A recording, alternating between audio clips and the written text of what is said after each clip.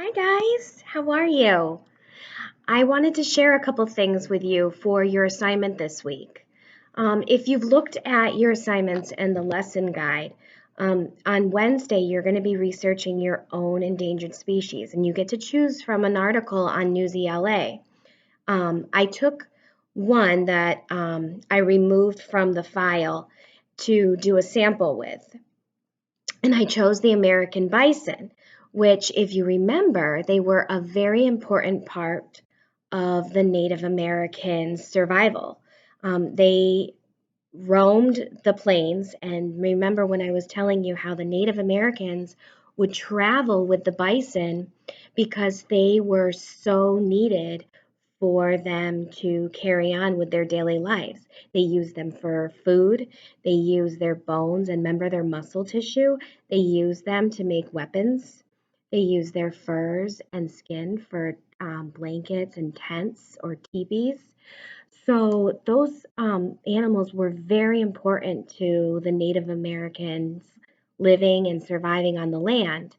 And unfortunately, what we're going to learn is that the Native Americans had been living with these bisons for thousands of years, but as soon as those American settlers came from Europe and from the coast on the Atlantic coast, and they started moving out west, there was a big problem because these settlers just went through and they killed all these bison. And we're going to read about that article today, and then I'm going to show you what I expect during your Wednesday, Thursday, and Friday assignments, okay? So this is the article, what it looks like, and I'm going to read it real quickly. I want you to listen, okay? And I'm going to pause because we know that our assignment at the end of the week is going to be writing an essay, a painted essay, on how your animal became endangered, okay? So you want to be listening for the causes of what made that animal become close to extinction or endangered, okay? And remember, what endangered means is that they are very close to becoming extinct, like the dinosaurs. They are no longer going to be on this earth until somebody does something really drastic to save these animals, okay? And that's where these American bison were a while ago in the 1900s, okay? So just listen. The American bison is often called the buffalo. The animal has a big body with humped shoulders. Its horns are curved and pointed. Most American bison grow 7 to a little over 12 feet long. They stand over 6 feet tall at the shoulder. The biggest bison can weigh 2,200 pounds. That is about the weight of 2 grand pianos. The American bison's coat is dark brown. It is very shaggy in the winter, and in spring it becomes shorter and lighter brown. A beard hangs from its chin, and the animal's tail ends in a tuft of hair. And I'll show you the picture because I know that you guys are trying to imagine it. So there's that hump, and there's their little beard, okay? And they've got, and their coloring changes a little bit, and I know that you guys have some ideas of why their coloring changes during the winter and the spring. There are two kinds of American bison. One is the plains bison and the other is the wood bison. The plains bison is smaller. However, these bisons can breed together and their babies are hybrids. A hybrid is a mix, okay? So if a plains bison and a woods bison get together and they have a baby, then it's going to be a hybrid bison. A hybrid is a mix of two kinds of animals. The bison is a fast runner and a good swimmer. I didn't know that. It also has a good sense of smell. It feeds on prairie plants. Bison usually travel in herds. Some males prefer to travel alone, though. Okay, so remember when a herd is when animals group together and that's when they travel. They're not lonely. They're not like that random fox that hops through the prairie. They're all together. Buffalo mating season lasts from June to September, and female bison are pregnant for about 9 months, just like we are. Then they give birth to one single calf. The calf is cared by for its mother for up to a year. So if that makes me think that if they only can have one calf at a time, it must take a long time to raise those numbers up if those animals become close to endangered. Habitat, and remember, habitat means where they live. Today, some American bison live on wildlife reserves. Others are protected in parks.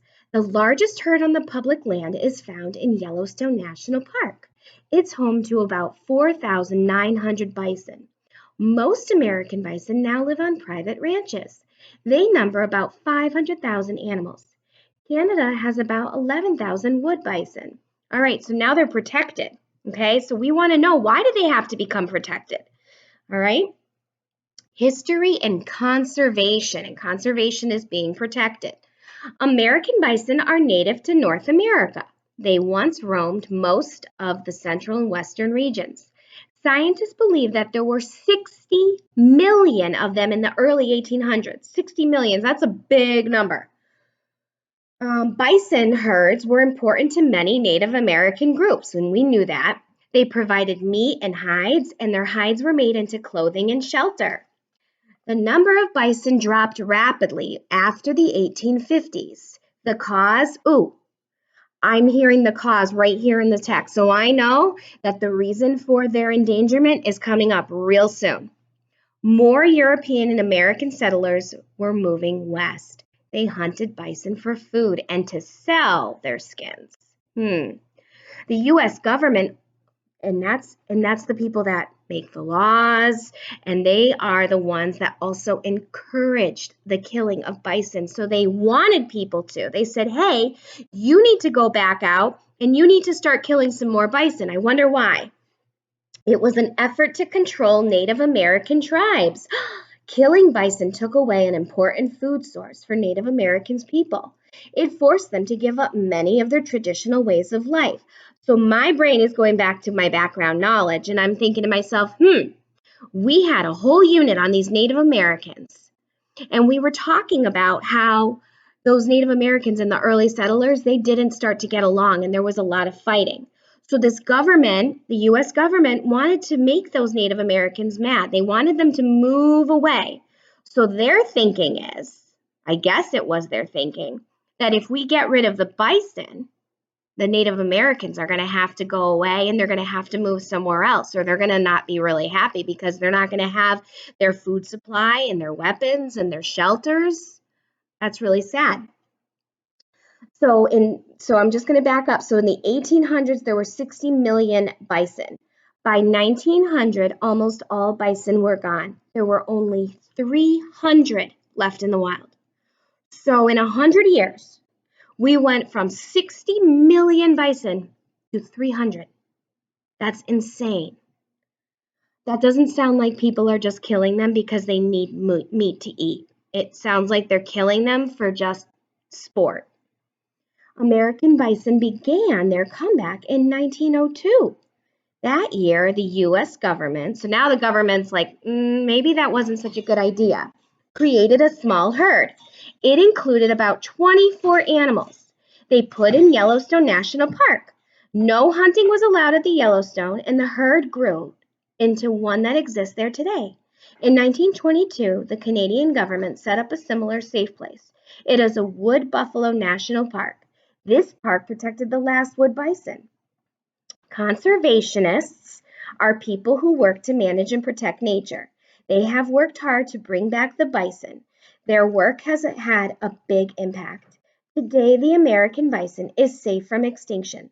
It still needs protecting, though. So most of the bison that are still around today, they're protected into different parks and stuff like that. So there's a couple pictures, and there's the baby calf with his mama. And then you'll see this is a map, and it shows me that there's some herds still in Canada and a little bit in Yellowstone National Park in our country. All right. So I'm going to come back and I'm going to explain what you're going to do with your assignments.